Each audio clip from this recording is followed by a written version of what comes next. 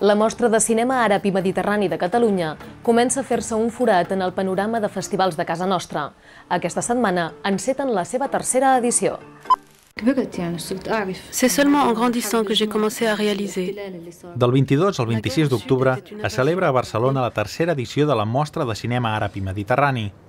Gràcies a propostes com aquesta, ens podem acostar a un cinema que difícilment travessa les seves fronteres i que és gairebé impossible de veure al nostre país.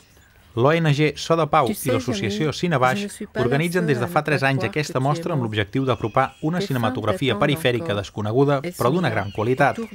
La mostra acull 11 títols de ficció i documentals, gairebé tots inèdits al nostre país.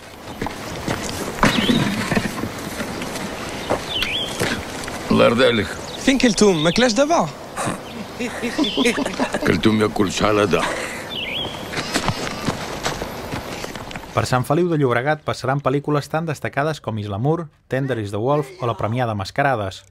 Produccions del Marroc, Tunísia, Palestina o Algèria, que a banda de bones propostes fílmiques, també ens fan un retrat molt encertat de les vides en aquests països. Ara, aquest 2009, a la mostra hi destaca la filmografia d'un país, Síria.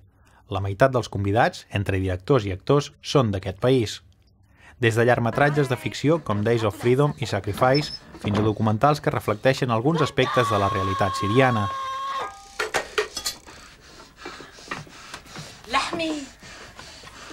Tota la programació es projectarà al Cinebaix de Sant Feliu, una sala que s'ha convertit en referent del cinema àrab al nostre país. Des del mes de gener forma part de la xarxa Europa Cinemes. Aquest fet ha accentuat el seu compromís amb el setè art, amb les propostes més arriscades i reivindicatives com aquesta consolidada mostra de cinema àrab i mediterrani.